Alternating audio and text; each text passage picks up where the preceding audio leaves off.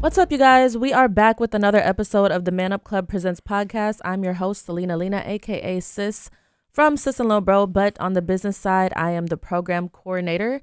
Another great episode for you guys here today. But first, I just want to kind of give an update. It's a new season. The Man Up Club, we're a family-owned business, and we did celebrate my brother's wedding. So that was really nice. Went to North Carolina, and it was just a fairy tale. Love is beautiful. So, if you guys are in relationships, make sure that it's intentional so that it can lead up to a beautiful matrimony. But anyways, again, I have two great entrepreneurs here in front of me. One of them is the Mr. Korey Dean. And of course, he is the founder and executive director of the Man Up Club. Korey, Mr. Dean. You silly. I was too much in radio mode. But yeah, you're in real radio mode. I'm backing you up too. I'm going back because I got to put some context to this, the way you kick this thing off, man. Big shout out to my boy Titus.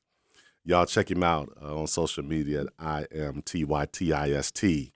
He is the second half of Sis and Lil Bro, which is half of your group.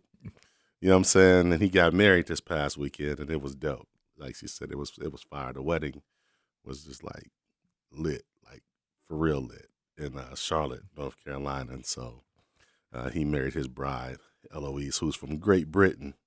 I thought she was from London. Well, same thing. It's all the same. Yeah. So we've been working on accents all weekend. European accents. But it was a dope situation. Like, give me one of your highlights, Celena, from the. One of my highlights was watching my younger brother Chris toast to Titus. That made me bawl my eyes out because I've never heard my brother express his feelings for Titus so deeply, and it was just I just loved him. Never heard your brother express his feelings deeply for anybody. Not really. I guess. He don't do that. Yeah, that's what made it fire. Yeah. That was your highlight. Yeah, the toasting was the highlight. What about you? That was definitely one of them. But I think it was just watching Titus's friends show up for him. Mm-hmm. When you sow good seed over the years, man, people don't have to celebrate you. Right. You can have an expectation that people should or an assumption that they should. And you can kind of go along with that in relationships and both of y'all assuming that y'all locked in like that, but you don't know who your friends are until your friends show up. Yeah. You know what I'm saying? Like you can always pose. Like, yeah, I'll be there for you. You ain't even got to say it. You can just assume that. Mm-hmm. I assume my people are gonna be there for me, and they can assume that I'm gonna be there for them. But it ain't until you actually have a situation for them to show up to know who's actually gonna show up. Yeah. And so for him, Titus has always been that kind of dude that sows into people, and he bend over backwards for people, and has always done things the right way. And a lot of times people get overlooked when they move like that. They get taken for granted. You know what I'm saying? But it was good just to see his boys turn up for him. They showed up and they turned up and they had his back. And I'm talking, and let me put some context to this because I'm talking about his boys that he knew from elementary and middle school. Yeah. I think that's just so dope, and then I had to turn him up in the club, you know what I'm saying? Had to get him the VIP section and do all of that. So to me, that was like a real highlight to be able to see them go from, which is where they're at, where y'all at, the culture and all that, turning up in the club and this, that, and the other, and have that, but then automatically just shift into something that's very important, that's very lifelong, you feel me? Mm-hmm. That's very sacred, you feel me? And I watched his boys observe and follow his lead as far as making that transition. And I just thought that was super dope. Yeah, intentionality definitely matters for sure. Yeah. Yeah, speaking of intentionality, like I said, I mentioned that there's two entrepreneurs here. KB is the other one, and without intentionality, you can't get to where you are today. So KB, say what's up to the people. Hey, how you guys doing? I'm KB Balla. Nice to meet you guys, and I'm glad to be here. That's what's up. So your last name was really Balla, or you just balling? No, that's my last name. Okay. Usually I get asked to show my ID. I like that. Appreciate it. We gotta tell the people a little bit more about you, but I'll let you do the honors. Let them know who you are and what you do. Okay. Like I said, KB Balla. Well, it's actually Korey Balla, but I just go by KB because Korey is like, I'm from Liberia, West Africa. Came here when I was 15 years old. So been here for like 20-something years, so you don't have to calculate my age. Right, I feel I am a serial entrepreneur. Have a few businesses, and I'm also a firefighter. Been doing that for about 11 years. So that's my background. Yeah, so firefighter, urban clothing store owner. Yep. He owns PRVIDR. The name PRVIDR, can you spell your store out? Yeah, so it's PRVIDR, but I got it. The name is PRVIDR. PRVDR. Yeah. Why did you choose to spell it like that? I want to do something different. So the name PRVIDR, I took out the vowels out of it. So I called it PRVIDR. We currently have 2 locations. One is in Northtown Mall, and our second location is in Uptown, off of Hennepin Avenue. That's super dope. Yeah, we've actually shopped there a few times. Do you remember when we shopped there for a show that we had? You took Titus in his store, and he saw them long pants. It was like really, really long pants. Yeah, the super stacks. Okay, got you, Yeah. got you. Yeah, so that's I his know store. exactly where you are. You, We're next to Vital. Definitely next door. Yeah, we're Got next it. to Vital. Yeah, I know your store. yeah. Got it. Yeah, So your it's- store's Shopped at super your unique. store. There Yeah, you go. it's a pretty cool store. There you go. I just didn't want to have just a regular retail store with just merchandise hanging on the wall. It was intentional how it was set up. So we got the retail store upstairs. We have a barber shop in the back. It's kind of like a little suite with there's 2 chairs. We have a private lounge in the basement, and we also have a production studio down there as well too. So it's kind of like a one-stop shop. Now that's really dope because there is so much like synergy and, like parallel comparisons between both of you. Of course, like Mr. Dean, he has the Man Up Club, our nonprofit mentor leadership organization for young Black men. And it's a youth center, but he made sure to have that music studio implemented into the youth center. And with you, you have your clothing store and you added a music studio to yours too. So both of you clearly have a love for music. Right. But especially when it comes to like young people and how especially hip hop music drives the culture, like from both of y'all's perspectives, why was it so important to put a legitimate, like full production music studio in your businesses? I'll let you go. For me, my wife used to sing, so she sing with the Sounds of Blackness. She don't do it anymore, but she used to. But I also love music, and I have a nonprofit as well. It's called Next Gen Legacy. And when I started the store, when I first walked through the space, I knew exactly what I wanted to do. I wanted to have the retail upstairs, and I wanted to have a studio down in the basement. And when I was telling the owner what I wanted to do, he's like, "Man, that's a great idea."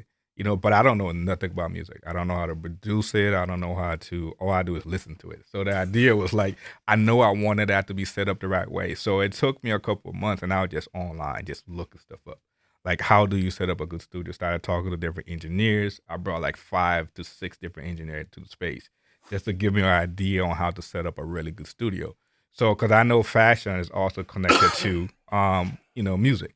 So you can come and shop, and then you get your hair cut. So it was all intentional how I got it set up. And then after you're done doing all that stuff and you want to just hang out for a little bit, we have the lounge. We can cut the game on. We can just hang out. So everything was intentional how I wanted everything to be set up. So it's pretty cool to see that come to light after it was all done. I like that. So yeah, I'm cutting in, and I'm backing up again, and I'm bringing all of this stuff full circle. As far as the synergy between me and you, because there's so many things that align. It's almost surreal. Yeah, absolutely. Before I get into why I developed my studio, first of all, you said a term, and a lot of people don't say it, and so it's a connection point between me and you because I use it all the time. Serial entrepreneur. Yes. I always use that to describe myself. Yes. In the businesses that I do, and so I, with you owning multiple businesses, first of all. Congratulations on that because I know what it takes to do it. Oh yeah, yeah. And it ain't no no joke. Wants to know it. Yeah, right. Yeah. So having one business is enough, but to have multiple businesses, that's just a whole nother beast. And then and what's really dope and what I like about you and where we kind of really align even more is it's not that we're just serial entrepreneurs and that we own multiple businesses, but it's clear to me that we both have a vision to integrate those businesses together where they all work and they're all interrelated to the point where you can speak to this too, but for me, it's like the reason they're interrelated is because I don't want to feel like I'm working multiple companies. Yes. Yes. And I do multiple businesses, but with the multiple businesses that I do, and the reason they're interrelated is because it's all purpose driven. I agree. You feel me? Yep. And so I think that that's like extremely huge to be able to integrate businesses, have them in the same facility, because mine's are in the same facility, yes. As yours are. Right. And it's such a great thing. But there's a couple things that, so you got a clothing store. Yep. And you have a music studio. Right. And I have a youth center. Yep. But I also have a music studio within the youth center. Right. But then there's this other thing that you said, and I got to go through that. So you say your wife sings for Sounds of Blackness. Yes, she used to. Okay, cool. So Gary Hines is my mentor. Oh, wow. Yeah. We go back. We go way back. Yeah. And so when I was in college, man, I came out of Missouri and I came to Minnesota, and I went to St. John's University where it was all white people going to school there. Yeah. I was one of the only brothers on campus. And I'm gonna just keep it a buck with you, man.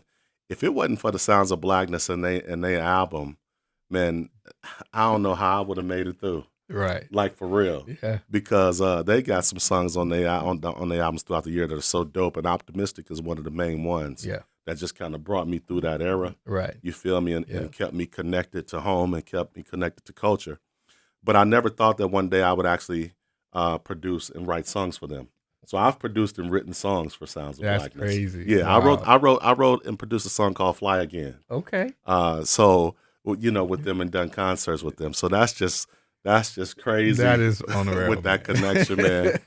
So there's definitely a lot to talk about, right. In regards to that, and I want to jump into it when we come back from this segment. I'm gonna get into it, man, as far as why.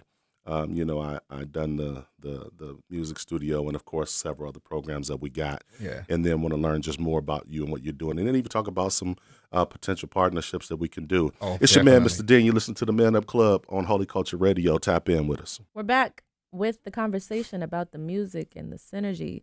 So KB already answered, but Mr. Dean, what is your take with adding the music studio to the Man Up Club? So for me, music has always been a part of my life, man. Like, I've been in music for 25 years. Wow. And I always wanted to be like a famous rapper and what have you, like a lot of young men do.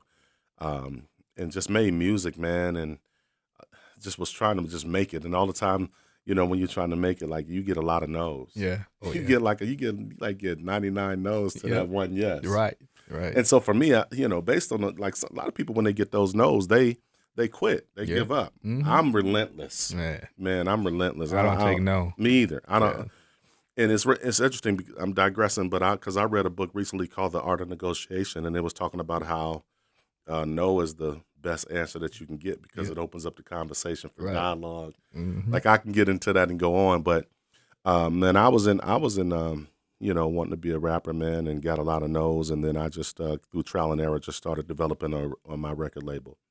And I learned the business, just by being told no all the time. And so from that, as I developed the record label, I signed artists and traveled the country. And then, we got hot into music. My genre is Christian hip-hop music. Yep. I'm a pioneer of Christian hip-hop Christian hip-hop music, one of the first Christian hip-hop artists in Minnesota, and was also Grammy nominated for the genre, man. And so fast forward, when I started my nonprofit organization, I knew how powerful music was and I knew how powerful hip hop was. Yeah. And so for me, I wanted to develop a studio where young men could come in and record this, because I know how many hours upon hours it takes, to develop, professional music, and it can keep kids off the street. Right. And so for us, the only thing that we wanted to do, we didn't want to mandate their music or censor their music, but we did want to put a couple of parameters around it just based on what the culture is doing. Right. And as far as us advancing culture forward in a positive direction. And so, what we wanted to do was we wanted to just make sure that they didn't use the N-word and no profanity. Okay. You feel me? How do you manage that, though? It's interesting because here's the thing. Number one, we're providing a resource. Right. All right. So, we're talking about urban music. Yeah. And the reality when it comes to urban culture is there's not a lot of money in urban culture compared to other cultures. Mm-hmm. And so just like I said when I was young, man, the trial and error, like studio time costs anywhere between, $40 and $140 an hour. Yep. You feel me? So a lot of kids can't afford that. Right. But they want to get into the studio. Yep. So then that's what we can leverage that. Mm-hmm. Because now I can give you something of value that you don't have, which is I can give you credit. Yeah. Where you don't have money. Because I don't want your money anyway. Right. I want to be able to be a blessing to you and give you an opportunity. Amen. And so for me, I wanted to be able to leverage that. But ultimately what I do, man, when I'm mentoring young men is I teach what I think is a very valuable lesson. And what that lesson is if you look at our culture in the urban context, there's a lot of poverty, there's a lot of crime, there's a lot of murder. Right. You feel me? Pimps, hustlers, gangsters, and the list goes on and on. Mm-hmm. So if you're already living in that environment, how does it do you any good to recreate the same music of the horrifying circumstances under which you're going through and living through? Right. Now, what you'll find that young people will say is they'll say, okay, well, I'm just spitting my reality, man. I'm just talking about my reality. I'm just talking about my situation. I'm just talking about my life. Okay, cool. Right. That's cool, but you got to go deeper because at the end of the day, ultimately what you want is you want to get out of that life. So the question becomes, are you really being true to your music to give solutions that can get you out? Yeah. As opposed to just talking about what you're in, the woe is me, situation. And so for me, man, what I do is I tell them it's like, okay, man, when you listen to most hip hop music in the urban culture, it's glorifying all of these things, but then a lot of our kids can't even afford tickets to the concert. Right.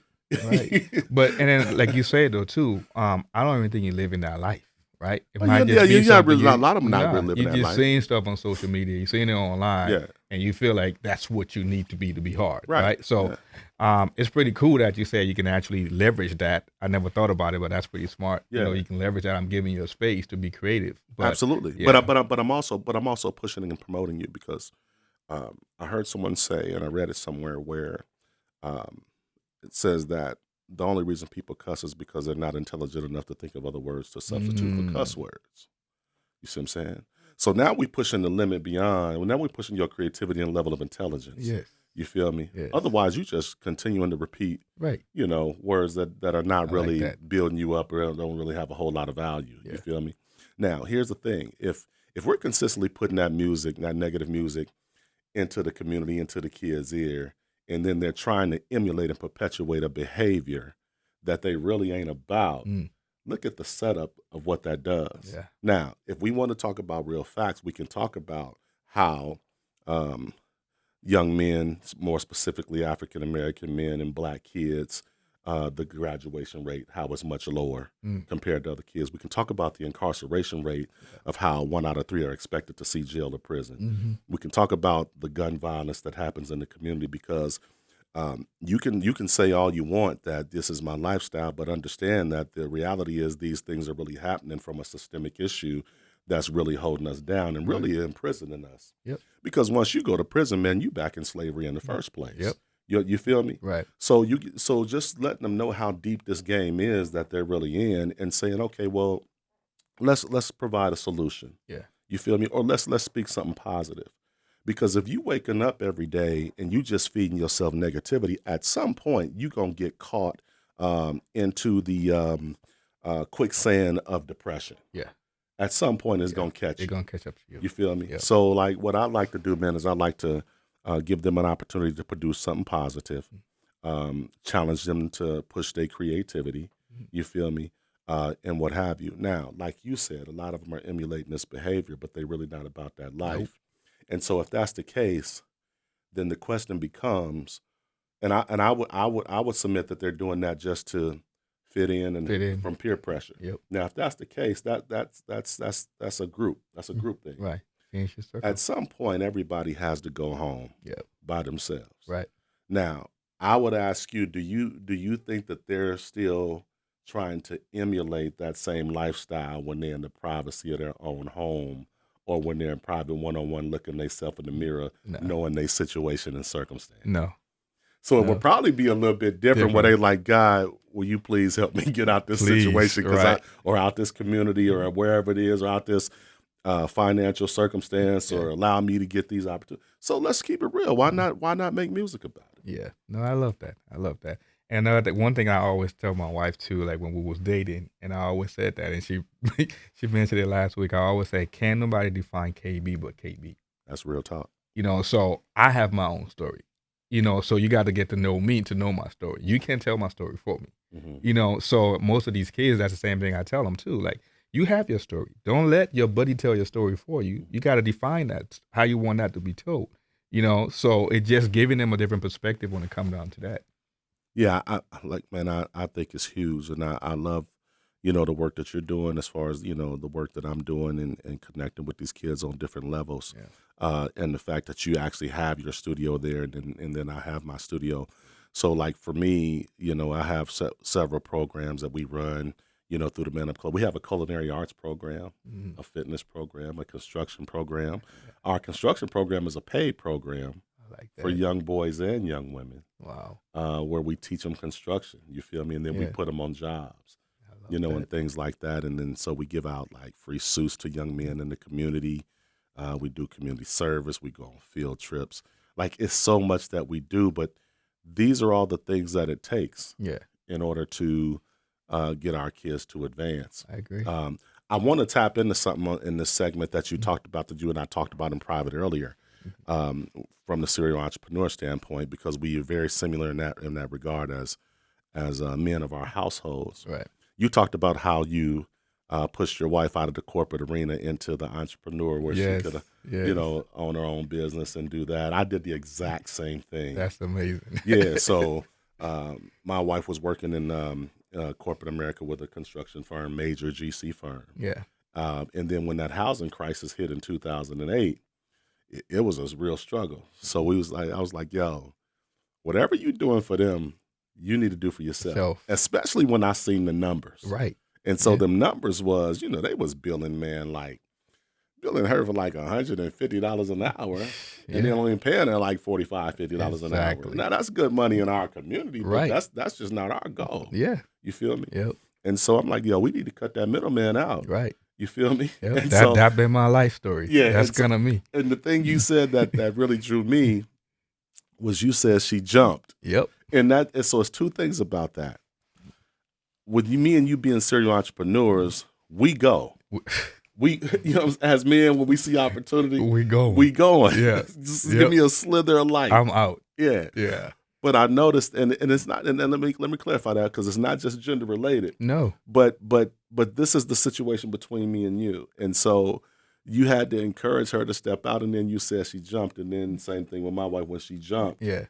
It's something about when two people who come together that are in a union and they move together. There's something about the way in which God blesses that. Yes. Because when she jumped, man, she's still going. She's flying now. Yeah. She took off. Yeah. But she was scared. You know what I'm saying? Because when I jumped, she didn't believe me jumping, right? Because we comfortable, right? We're getting this check every now and then. Every 2 weeks we get the check. So when I was jumping, she's like, nope, you ain't doing it. I'm like, I already did. I'm just telling you what I've done. You know what I'm saying? Nothing's going to change. The house still going to get taken care of, but there's going to be limits now. Why this business being grown. You know what I'm saying? So I jumped.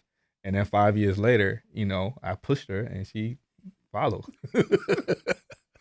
I think that's so dope. And I think that there's a testament in that. I think me and you could do a whole seminar. Oh my gosh. On that entrepreneurial spirit and what it takes to really get out there and go. But even above and beyond that, just pushing people Yep. to their full potential. You feel me? I agree. think that's huge. So man, it's a pleasure to have you on the show. We're gonna get into some more deep stuff. We're gonna take it a little bit deeper and do some more exploration. But I just want to commend you on what you're already doing in the community. We definitely finna tap into one of my favorite subjects, which is the mentorship. Yes. Because you're doing some of that, and then even in the sports sector with the AAU, that's a lot to talk about there. Right. It's your man, Mr. Dean, a.k.a. Cross. You're listening to the Man Up Club presents on Holy Culture Radio. Yo, what up? It's Mr. Dean, a.k.a. Cross. You're listening to the Man Up Club presents on Holy Culture Radio, where we give a voice to young black males across America. Hey, man, tap in with us every week, every Thursday at 8 p.m. Eastern Time, 7 o'clock Central on Channel 140 on Sirius XM Radio, man. We doing it big. I got my man KB in here, man, from the Twin Cities. But he's not originally from the Twin Cities. You know what I'm saying? I'm going to let him tell his story. But he's doing big things in the Twin Cities. He's got his clothing store called PRVIDR. Got the music studio in the basement, man. All of that, just grind mode. But tell us, man, a little bit about you, because you're an immigrant. And I really want to tap into that, man, because you know how kids talking about, they were talking about they started from the bottom, now they here. Yeah. But come on, man. Hey, come on, dog. That's definitely my story. Exactly. So let's take it there. Go ahead. You got it. Yeah. So when you saying starting from the bottom, man, that's what I started from. Moved here from Liberia. When I came here, like I said, back in 97, 98, Liberia was going through a civil war. Ooh. And as a young kid, my dad was already here. My dad has been in the U.S. My dad moved here when my mom was pregnant with me.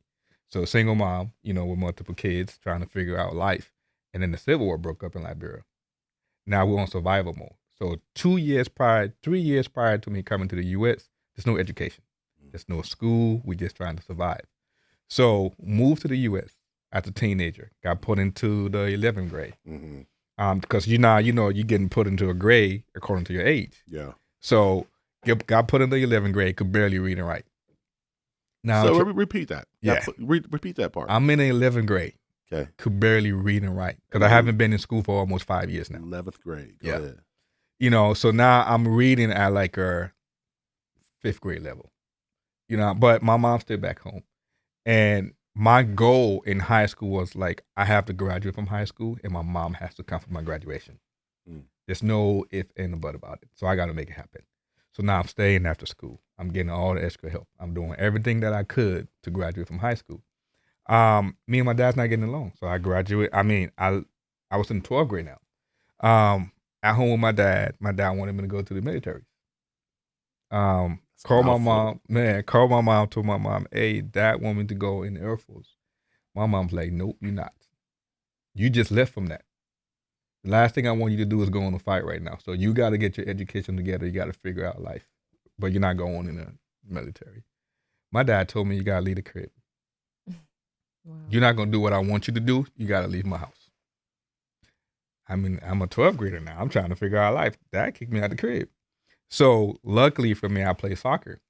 And one of my best friends, his name was Travis Packening. His mom used to be a missionary back in Liberia back then. So I was at practice that day and I was just emotional. He's seen it. He's like, man, KB, what's up? I'm like, man, my dad told me I got to leave the crib because I'm not going in the army. So he's like, man, I'll talk to my mom. He talked to his mom. That was one of the best things that could happen to me. Move in the house. It taught me everything that I needed to know. Helping me with my work. Now I'm in a family home now. I have multiple brothers and sisters now. We're sitting out having dinner. We're going to church. We're going to Bible study. So my life changed because of that, So graduated from high school and, but when you're talking about like coming from the gutter, when I came here with a plastic bag. The plastic bag that I brought had one outfit for my dad. That's the only thing I came here with, And since then, my life, that's why I don't really take no. It's just like if somebody tell me no, I want to know why. It's like me going to the bank right now asking for a $5 million to buy a house. But then your credit score is at 500. They're telling you no because you're not capable of paying that money back. But now once you get those check mark, okay, you got to come back with a 750 credit score. You got to come back with $500,000 down. So once you have those checklists, then you can come back and get the yes. So that's just kind of been my personal goal. Like if I go for anything and you tell me no, I want to know why. Why is it no? Oh, I need to do A, B, C. Okay, I'll be back. and I'm gonna get that yes. So I always been that person that always push myself, and I just been self-driven since. I love it, man. My mind is spinning so much off of everything you said that I'm like one of those dudes just want to break all that down, and we ain't even got time for it. But I want to break all of that down. We're gonna need a whole nother segment. We're gonna need a whole nother segment because you done said so much, man. Because you talking about, having a war in your country, and then your mom is like, "Nah, you're not finna go back to another war, regardless of who you fighting for." Right. And 2 different continents. Yep. You feel me? Matter. No. And I'm gonna be real with you. I've never been a fan of war myself, and I've always told my boys like, "Hey, I don't want you going to the military either." Yep. You feel me? But then you being a young man, having to deal with how you gonna move when you got 2 parents who are on the opposite side of the spectrum when it comes to your future. Yeah. That's the thing that I really want to break down, but Yeah. I ain't gonna touch it. Nah, I ain't gonna touch it. Just a It's quick crazy. though, like my mom, her word was so much, right? Because she is my rock. There you go. So anything she said was that. I didn't care what my dad said, right? So if my mom would have co-signed and said, "Yeah, go to the," I probably would have went. Yeah. But when she said no, that was a no. I don't care what my dad said. Kick me out your house. I'm gonna go sleep on somebody's couch right now. I'm not staying here. Yeah. So I was done for it when mom told me I couldn't go. Yeah, and what's crazy, and this is what I need people to understand, though, and I'm just giving you this through wisdom. I've always told you, you get knowledge, you get understanding, but the greatest thing is to get wisdom, because if you listen to what he's saying and you just process that through knowledge and understanding, you won't catch the real backdrop behind it. But the wisdom says, even though you had conflict with your dad, even though you would lean to what your mom says more because she's your rock, it's not. I need to explain to people, though, that even though you wasn't in alignment with your father, it wasn't that both of them didn't want the best for you. Yeah. Because they both wanted the best for you, and that's the underlying substratum that people need to understand. Right, exactly. But your father had a way of going about it from a masculine standpoint, and especially with him coming from Africa, right? And that whole dynamic of what have you, of raising a young warrior, a young man who got to get out here and go get it. Yep. You feel me? So I could see how he could put his foot down and be like, "Yo, if you don't go do this, then here's your ultimatum." Yep. You feel me? Because either one you would have chose would have put you on a trajectory to success. I agree. But you had to be able to speak into, what you wanted from that standpoint. Right. You feel me? Yeah. And I think that that's an important piece to make, because a lot of young men, especially African American, African young men, Black young men, and minority young men, a lot of them don't have fathers at home. Yeah. You feel me? Yeah. So it's not about in essence, it's good that you had a father at home to have the conflict with. Agree. You feel what I'm saying? Because at least you got another perspective of a man's perspective. Right. Now, the other piece, though, and I'm so excited about all the things that you said, man, because at the end of the day, God already had it worked out. Though. He did. He had your path set. He did. And you walked right into a situation where everything was just like it was just lined up, like on a buffet for you. It was. And my mom, like I always say, she's a prayer warrior, right? Like she's just that person that will go in her prayer closet and just pray for hours. That's real. So growing up, that's all we did. Yeah. So that was like the Pentecostal church back in Africa. We going to you church, talking now, bro. That's 3-4 times a day, a week. We going to church. Yeah. We staying after church Sunday school. So I had that foundation in me growing up. Yeah. So, but when I got here, trying to survive, me and dad didn't get along, like all those different things. But I always knew. I always had that foundation, So while mom was back home, she would call me, "Did you pray?" No, I can't lie to my mom. I ain't been praying. Hey, you got to get your butt. You got to find a church. Right. You got to get your butt back into this, So no matter what I've done in life, even when I go left, I still got that foundation. I would come back to it. When stuff's not going right, hey, man, you got to get back in your word. That's real. I'm gonna give these young kids, man, one of the greatest secrets in the world right now, because you just said it. And now I done lived through it, and I'm a parent. I understand it full go, and you understand it full go. Something that he just said, man, that is so critical. He said, "I could not lie to my mama." No. Dog. Okay. Don't lie to your parents. No. I'm just telling you, don't lie to your parents. And Right. the reason is because parents are going to always figure it. Let me put it this way. If they love you and they care about you Mm-hmm. and they got your best interests at heart, Yep. regardless of what you do, Mm-hmm. they're always going to find a way to work through the maze. And trust me, some of these things that y'all be doing, it makes them go through a maze. Yes. But you got to understand about going through a maze. Look at how many blocks you're going to hit where you can't go and you got to turn around and figure it out and go. Yeah. That's what parenting is like. Yeah. You feel me? Yeah. It's like I know there's a way out, but I got to go through. It's like playing Pac-Man and Miss Yes. Pac-Man. You know what I'm saying? But at the end of the day, what it boils down to, man, is you're not gonna do nothing to the point where your parents are just gonna be like, you ain't nobody no more. Yeah. You understand what I'm saying? Yeah. Like you can disappoint your parents. You can Yeah. be, you're gonna have fights and arguments and this, that, and the other. But if you keep that integrity of nah, I can't lie to them. Nah. Because here's the thing. The bottom line is that you gotta be able to find and have people in your life that you can just be 100% honest with. Yeah. And if you ain't got that, I man, think you that's don't know how much trouble That's you what really most of in. these kids have a problem with, Right. right? They have too many yes man and yes homeboy around them. Right, for sure. They don't have the real bros that going to tell them, Right. hey, man, you messing up. I have one or two brothers in my life. If I go on through a tough time with me and my wife, right, I'm going to call them, hey, man,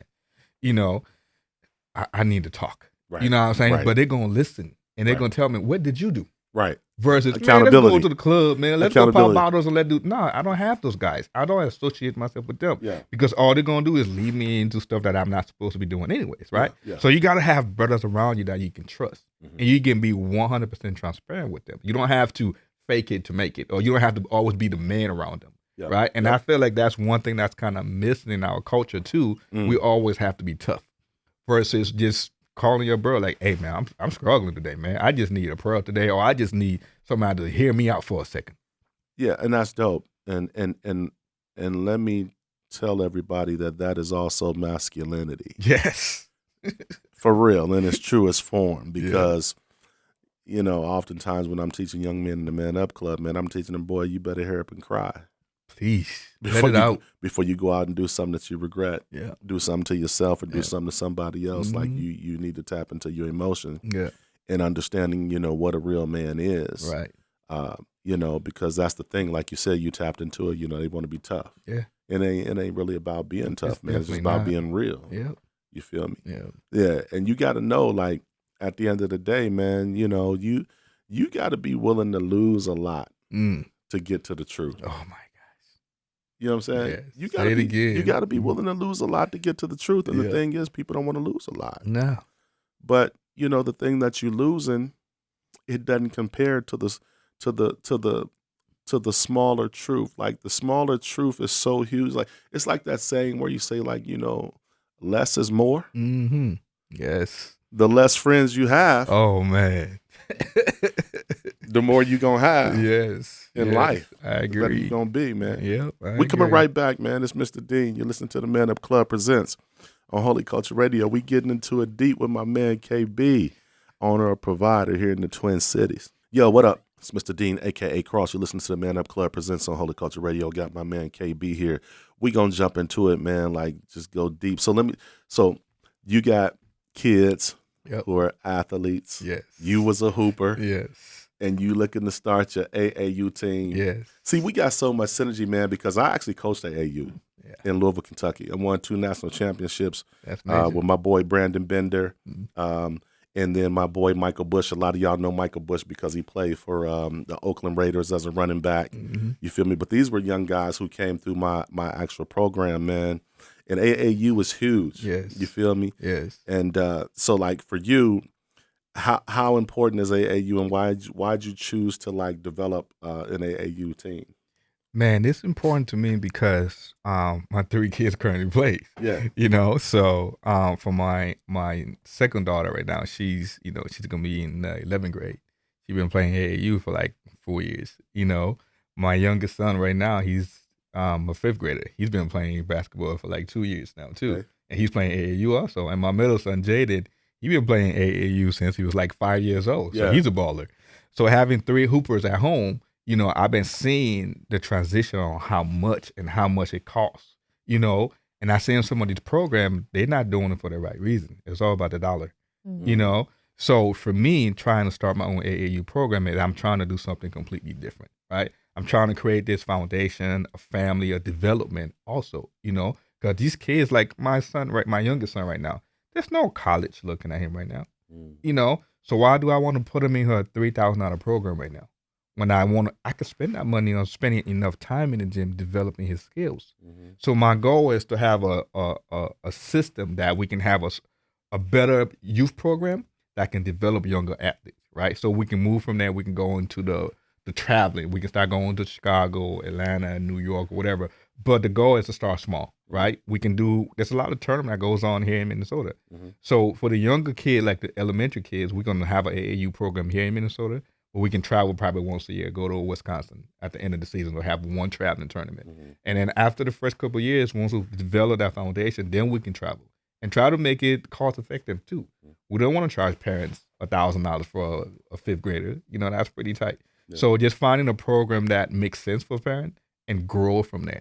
That's kind of my goal behind our AAU program we started. Yeah. AAU is big, man, all around the world. And you know, I've been a part of AAU programs. My son was a part of AAU programs. I coached him all through middle school, high school, on to college, and what have you. So it's definitely worth the investment. Yeah. But I see you approaching it from a different standpoint than most people approach it from, because a lot of kids now, they playing AAU just so they can try to get a look into the league. Yeah. You know, which is interesting within itself, but you know, you're taking that approach where it sounds like to me you're trying to develop kids. That's the goal. Yeah. Our goal is more of a development and then an AAU second, right? And then also, like you talk about mentorship, right? So we want to teach these kids about entrepreneurship, financial literacy. You know, we want to give them all the tools that they need while they're in our program. So it's not just basketball. We want to make sure you are a successful athlete on and off the court. You know, so that's kind of like the development part of that's my focus is with my AAU program. You know, so that's my goal. I love it. The mentorship piece is huge for me because I've dedicated my life to that, man. Yeah. You know, as the founder and executive director of the Man Up Club, I started my organization in 2012, and we 13 years strong. That's amazing. And I've probably mentored over 150 young men in those 13 years. Yeah. And so when I talk about mentorship, I'm talking about long-term mentorship. I'm not talking about where you here in your life today and then you going tomorrow. I agree. You know, I still got guys who started with me in 2012. As a matter of fact, even now one of those young men was at my son's wedding. Wow. And we were, you know, we sitting around doing the grown man thing, you know, and he was like, he was bringing it up among the grooms. He's like, yeah, I remember when you taught us, you know, that when we go to the club, we got to do this because there's levels to this thing. He's like, you know, he's like, don't go to the club if you ain't got no money. Right. Don't go to the club often. Like when you go, make sure you didn't save enough money to really enjoy yourself. So he was just giving all of these different lessons. But I think it's just a beautiful thing, man, to be able to mentor young men, you know, from the initial stages of your program and then see them grow up. Yeah. Become successful. That's the beauty become behind it. Entrepreneurs, Yes. get jobs, go to college, Mm-hmm. and then even come back and give back to the other young men. Yes. Because we have some young men in our program now who are actually mentoring the younger guys in our program. Right. You know, so mentorship is critical. Yeah. And one thing I want to piggyback on that you said earlier in regards to your development as a young man in education, and how in 11th grade you were struggling and reading at a certain level. Yes. Man, we still dealing with a lot of that with these young men. And so for me, I was fortunate enough because I didn't know my dad that I had to seek out a couple of mentors. Yeah. And one of those mentors that I seeked out helped me academically. And because I took the steps of what he was asking me to do, that's how I was able to go to college. That's amazing. You feel me? Yeah. And so once again, that's just how our stories align. We're probably in alignment on probably like 15 or 20 different areas. Right. But yeah, man, I think that's huge. I want to jump into something, man, real quick that's really kind of dear to my heart. And I know we won't get through all of it, but I just want to just kind of get your perspective on it because you're from Liberia. Yep. I had an opportunity to travel to Kenya And it was the greatest thing in my life. Yes. And the reason that it was the greatest thing in my life, man, because I had never been in a culture where everywhere I look is all black people. Oh my gosh. Yeah. It's Boy, beautiful. you Yes. talking about the tears falling. Yes. Man, Yes. I'm trying to tell you, man, that was so that was just like one of the things in my life that would just always be paramount for me. You know, and I you know, I love living in America and opportunities that America has provided me and all of that. But man, it's just different when It's you so at your different. home It's country, so your different. homeland, and Yeah, what it's have you. different. Yeah. And you know, one of the things that I struggle with is I'm wondering, and you can let me know if you see it. Is there a level of division between Africans and African Americans? Definitely. Talk to me. Yeah. I think there is a level of that because I'm not sure if I would say that society or social media or whatever it is do not show that we all the same. Right? Like me coming from Liberia coming here, there was so much stuff that I did back home was similar to when I got here, right? The way we dress. Like for instance, I'll talk about Liberia because that's where I'm from. Liberia is like a mini America. Okay. You know, so from Liberia, like the flag is the same. The only difference between the American flag and the Liberia flag is one star. We speak English, but it's just broken down. So like a French person speaking Creole, right? So we speak English. That's like our main language in Liberia is English, but it's broken down. You know, so I say lazy English, right? So people for them to say I'm coming, or I'm going, they say I'm going. So it's just so much, we just lazy trying to pronounce some word, but it's exactly English. You know, so there's so much synergy between Liberia and America. Like the first 5 presidents I was in Liberia was all from America. From like the city to the streets to where we eat. So it's exactly the same, you know, but that's not something that you guys gonna learn in school. They don't give you guys those information, right? They just make it like the African, they're African, they do this, you know? So I feel like it's just the educational piece of just educating people on you got to experience that on your own. Like for me going back home, I went back home 4 years ago and I felt it right back in. I loved it. You know, it took me 3 days for my stomach to get adjusted to the food because when you talk about organic food, it's 100% organic. From the coconut you eat to the food you eat. You want some fish, they're going to go catch that right now. There's no process. Right. Now, too many people have freezer. They have refrigerator, but they don't put stuff in the freezer. To preserve it for later. They don't. No, everything is fresh. You want banana? We can go pick it right now. So everything is like, it's that fresh. Yeah. So my stomach was so used to all the processed food. When I went back home, it took me 2-3 days to get adjusted to that.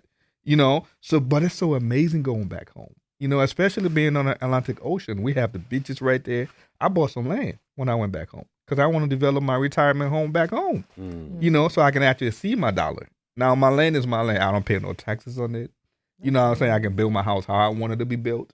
I don't have to pay taxes on that. So your money go a lot farther back home. You know, so for me, that's just the educational piece that I feel like it's missing between African and African American.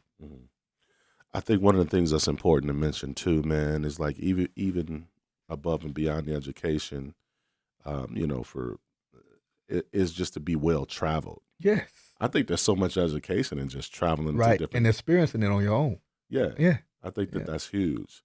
Because for me, like, I never read any books about Africa. No. I'm just keeping it real. I've never done any of that. But to take that trip. Yeah. And I went over there to serve. I went over there to serve in missions. You know, and so and I also went over there to do concerts and music for missions. Yeah. And it was just amazing for me, man, to connect with the kids and the culture. You know, and then we even went into that third world poverty. I went to Huduma slums in the Athi River over in Kenya. You know, just to do the missions work, man, and give back, and to you know, do music and just connect with people and do evangelism and all sorts of things, man. And it was just life changing for me. It was really life changing for me. Bro. And that's one of my goal too, is to get my foundation set up the right way where I can do a lot more back home as well.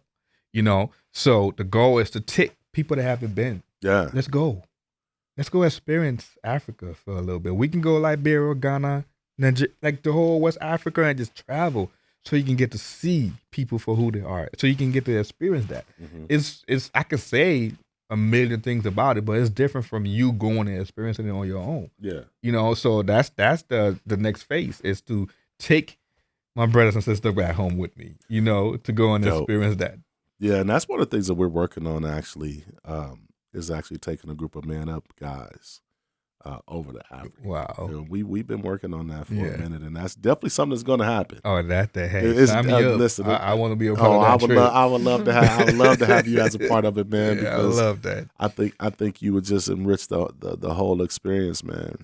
I am so grateful for all the things that you're doing, man. The way in which you're raising your family, man. Likewise, the way in which you're building your business, hey, man. Appreciate you. Yeah. Tapping into community. Yeah. The way you're doing that. Hey, I admire you. I think that's one of the things that we don't too much of. We don't do too much of it in our community, right? Where Black men can just kind of admire each other and Absolutely. just be like, man, I admire what you're doing. You're doing an amazing job.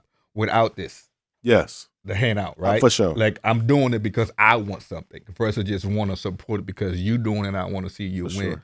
Sure. I feel like that can be a whole nother segment on how can we create a space where we can actually encourage, help, promote each other, So, but I admire you, man. I love what you're doing. Likewise, bro. Likewise, man. Like, it's empowering, to see what you're doing. And so, yeah, I want to be able to lock arms with you and run with you, man, and see, just all the things we can do together and how we can continue to impact our city on a whole greater level. Yes, sir. There's power in numbers, man, and unity. Yes. So, yeah. What's your man, Mr. Dean, XROSS, Celena Lena, my man KB. It's been real, man.